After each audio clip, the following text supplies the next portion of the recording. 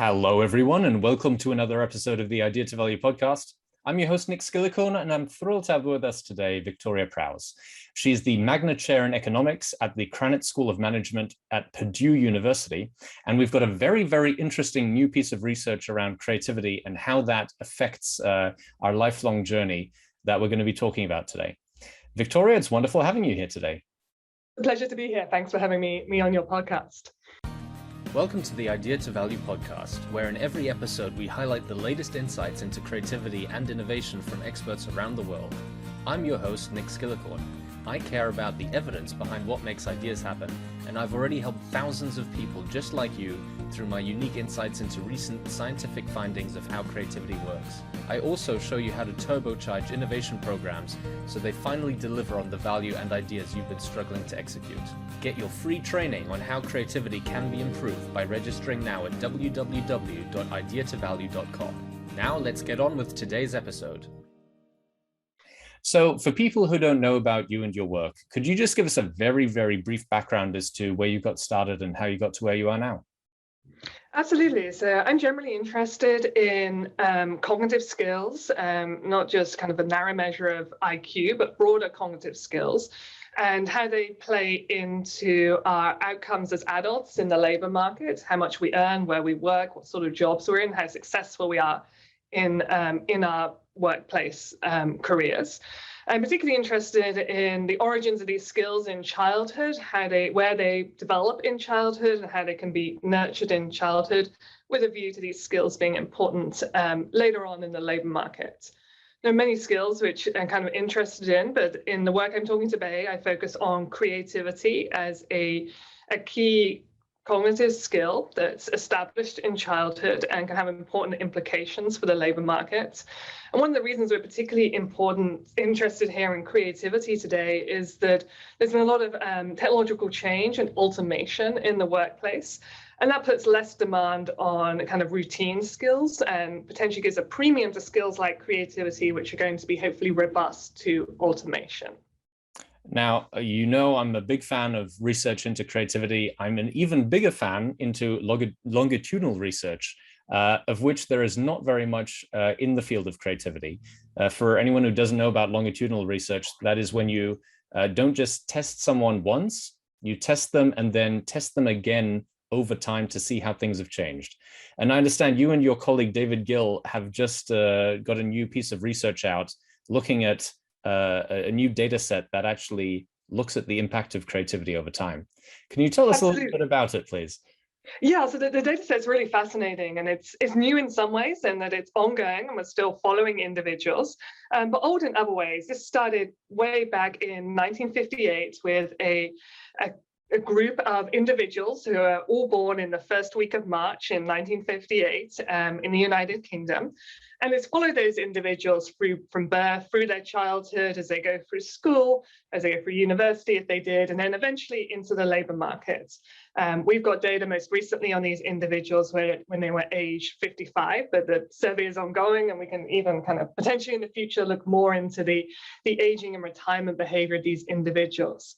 This survey was really broad. It covered things on health and social background, school performance, test scores, and a whole range of different things. But amongst all those different tests and measures, there's a measure of creativity in childhood at age 7. And that's really what we're going to use in our work. We're going to look at this relationship longitudinally between childhood creativity and what happens as these individuals progress through education into the labor market and on their careers. So what exactly was the assessment around creativity? That's a great question, and those of us who are familiar with creativity might know that there's a whole kind of area of research and practice around how we go about measuring creativity. There are so many different aspects to it that are all important. So the particular measure we have comes from the teacher assessment. It's at age 7, so the kids were in school at this age. In the UK, schooling starts at around age 5, so these children are kind of in school, and their school teacher, the person who knows them pretty well and kind of sees a lot of kids of a similar age, was asked to rate the creativity of the child. And the way it was done is the teacher was asked to rate the creativity into one of 5 categories, like outstandingly creative, quite creative, about average, below average, a lot below average. And they're asked to do this rating, thinking about all children the same age, and such that 40% would fall in this middle category, and then smaller proportions out there in the above average and below average categories. So they were asked to rate creativity kind of on a bell-shaped curve relative to the whole kind of population of kids around age 7. So we're not doing a kind of a formal test of creativity. They're tests like think of as many words as you can for kindness or something. We're not doing a test. It's kind of an outside evaluation by someone who knows the individual and knows kind of the population of similar individuals. And then what is the data actually telling us? So this test was done when they were 7 years old, and then we've seen them grow up. What did we find out about these people? So a huge amount, which is really, really fascinating. So we can look at effects of creativity on educational attainment, which there's already some evidence on. We see these more creative individuals in childhood, so those individuals who are rated as being more creative by their teacher at age 7, go on to have better educational attainment. So these kids are in the UK, or adults as they are now, so these individuals are more likely to get an age 16 qualification. That was something called an O-level for individuals in this cohort. They're more likely to get the university entrance qualification. A higher creativity increased the chance of being qualified to start university. They're also more likely to actually get that university qualification. And this evidence of like creativity improving educational attainment is kind of plays into work that links creativity to learning. Creativity kind of gives you that spark and ability to process new information in a way that can actually kind of increase your educational attainment. I think even more interesting and important than that is what we see in terms of employment and jobs and earnings, the actual careers of these individuals. So we find that individuals who are more creative at age 7 are more likely to be in work, more likely to have a job once they get into adulthood. And here I'm talking like over the whole period from age 23 up to age 55, kind of collapsed all down together. So these individuals, more creative people, more likely to be in work. When they are in work, they actually have higher earnings. And that's something we weren't exactly sure that we were going to find. So one part of creativity would be kind of the kind of artistic side. And you might think people are rated more creative at age 7. These are the people who are good at drawing or music, and maybe they go into careers that don't actually pay so much. We're not seeing that in the aggregate in our data. Creativity is increasing the chance of being in work. When you do work, you earn more money. You also work a few more hours per week, but that's not such a big deal.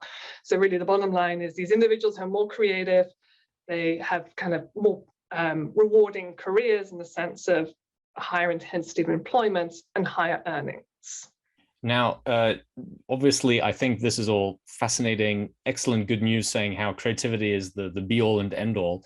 But I assume this wasn't the only trait that was tested with these children.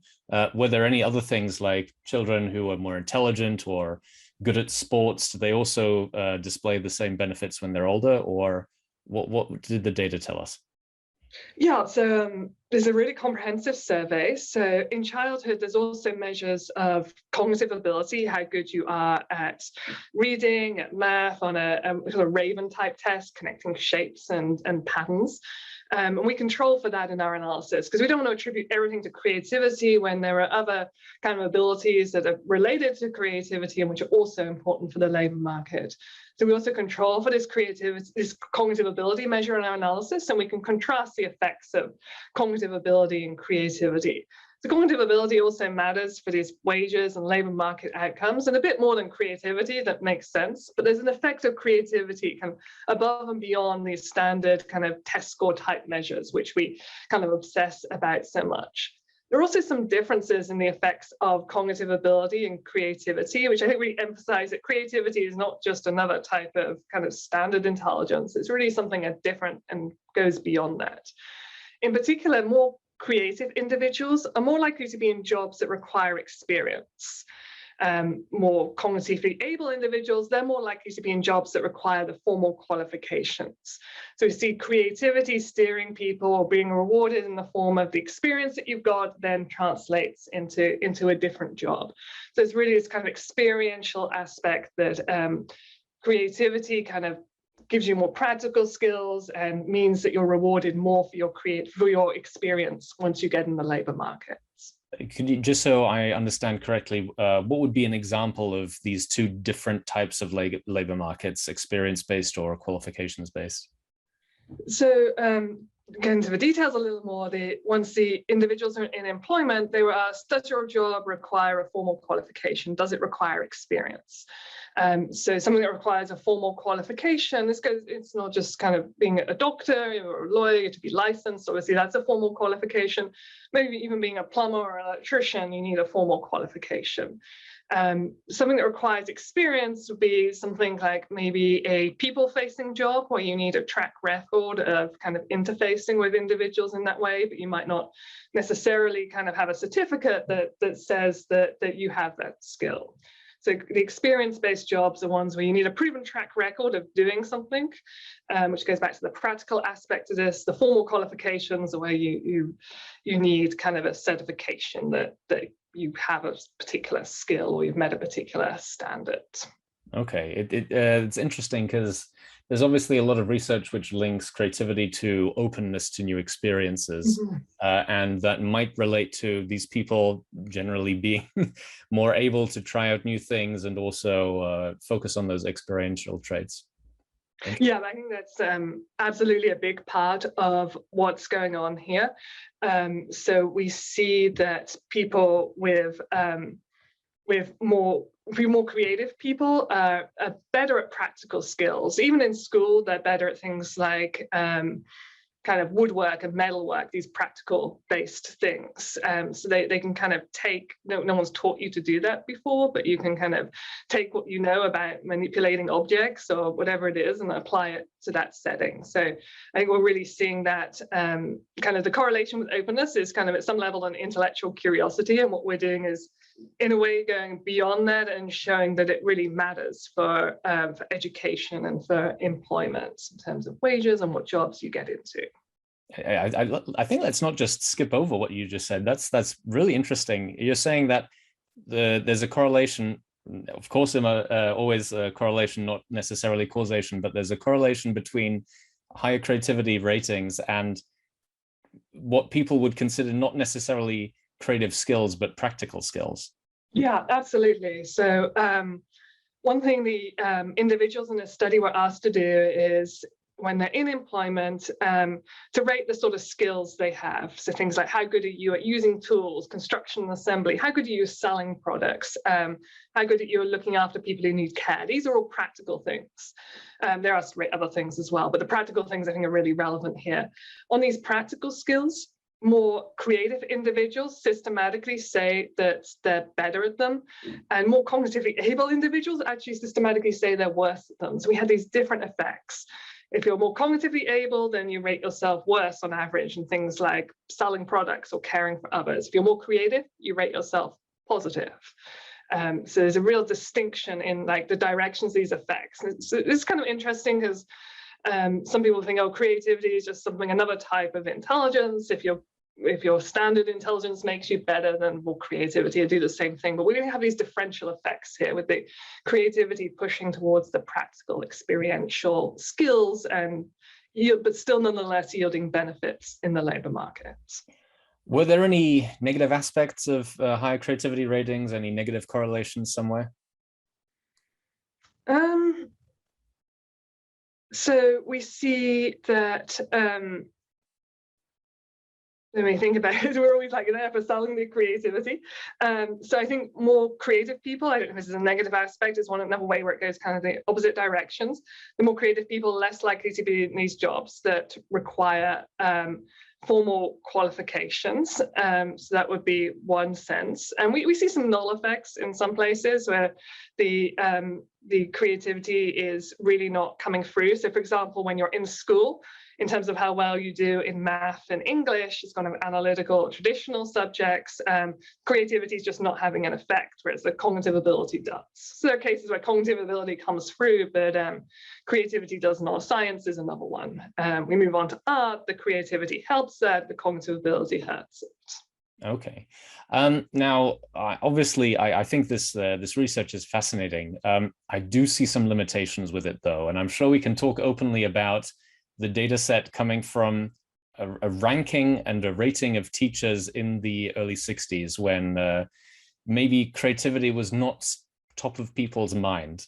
I especially have a bit of an issue with teachers ranking students based on their creativity, because this implies, yes, sometimes someone might have more ability than someone else, but if you're forcing, by definition, some students towards the bottom of a ranking, that's maybe doing them a disservice.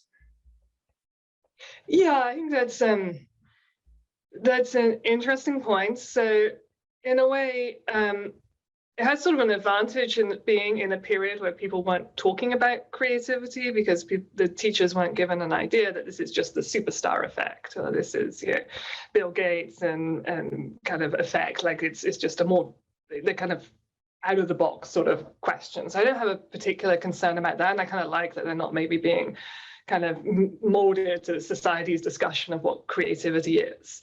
But yeah, there is. There's kind of the rating is, you've got this group of kind of average people, and you've got people who are better and worse than that. So it does distinguish some people as having low creativity, which goes, I guess, the idea that in some sense everyone can be creative. It's also not distinguishing different types of creativity. So you can imagine someone who's like got a huge talent in one particular area. They have a huge imagination for something, or it's a particular type of problem that they're very good at solving, but a teacher thinks, well, on average, okay, they have this superstar ability on one dimension, but they're actually somewhere in the middle. So I think what we're capturing from this is kind of a broad assessment of creativity. We're going to miss creativity on particular dimensions, and we're just going to get an overall assessment of the kids who are overall kind of tend to be more creative as a package, and those who overall are less creative. I will say that the kids themselves didn't know about these teachers' ratings, so they weren't being told you're a low creativity person or an uncreative person, so they're not kind of labeled publicly or even told themselves, and their parents are not told kind of how they were assessed. So it wasn't kind of no one was told you're not a creative person as such. I'd be fascinated to take a time machine back and speak with some of these teachers, because other research suggests that teachers themselves get quite irritated by creative students, and what they would have rated as being highly creative might be different if this child had taken a standard creativity test themselves. But that's all wishful thinking. I don't think it's going to be possible anytime soon. But I think the final sort of questions come down to, what does this mean for us and for the future, and especially for parents and teachers looking at children now? What can we learn from these studies? So I think the first order thing is that creativity pays. So you say in some ways, sometimes teachers might be frustrated by exact your words, but they might not appreciate the creativity that some kids display. And I think this is showing that there are benefits in life to things besides test scores and IQ measures, like positive benefits to creativity in childhood. So it tells us that the teachers should maybe take a broader view, or take a broad view of kind of the abilities of their children, and not just be kind of teaching to the test or concentrating on traditional IQ measures. This practical aspect of creativity that I'm talking about, the creative individuals are more likely to be in these experiential jobs, more likely to have better practical skills, maybe suggests that the teachers should be giving a smaller emphasis to formal academic learning, greater emphasis to learning through experience, kind of learning through play at a very young age, or learning through practical activities as the children become young adults and get older. And that kind of thing carries on to the workplace as well. We might emphasize more learning in the field and less learning in the classroom when we're thinking about workplace training and building the skills of the workforce. I agree completely. I think it's time to look at the impact that these formative years have on people. What they're told is important, what they're taught, how they're taught to think, especially. There's so many benefits that come from being more creative, and if we can instill that in students at an earlier age, and in the schooling system and workplace system that they go into afterwards, there's going to be benefits not just for the individual, but apparently for the economy as a whole. Yeah, absolutely. Everything I've been talking today about the benefits is all about the benefits to the individual, and that's going to understate the the kind of aggregate benefit. There's a public good nature to creativity. That if I'm a creative employee, that has spillover effects on my other employee, my kind of colleagues, makes the firm more productive, sparks innovation at the aggregate level. So I think that potentially benefits, huge benefits beyond what we're even showing in this study, to fostering creativity from an early age, but throughout kind of a life cycle. Victoria, it's been wonderful speaking with you. If people want to find out more about you, your research, anything you find interesting, what's the best place they can go to find out more? Yeah, thanks for having me, and thanks for listening today. I have a personal webpage. You can find that either linked from my faculty profile at the Krannert School of Management or Purdue, or just by Googling me as a sufficiently unusual name, that should show up. I keep there all my working papers and publications, including this recent working paper on the creativity premium. Perfect. I'll make sure to get those links down in the description below. Victoria, it's been wonderful speaking with you, and I look forward to speaking again with you soon. Thank you for the opportunity. It's been a pleasure being here today with you. Thank you so much for listening. If you liked it, please like, share and subscribe, and leave me a comment about what you thought and what you'd like to see more about. If you want to take your creativity and innovation capabilities to the next level, then invest in yourself with the premium training only available at ideatovalue.com. These exclusive training modules have all been put together by me, Nick Skillicorn, and have been used by thousands of artists, innovation leaders and CEOs to become better at understanding the source of their creativity and executing on their innovation ambitions. And there is no risk to you, as they are backed by our money-back guarantee. Now, don't forget to go out there and make your ideas a reality. See you again soon.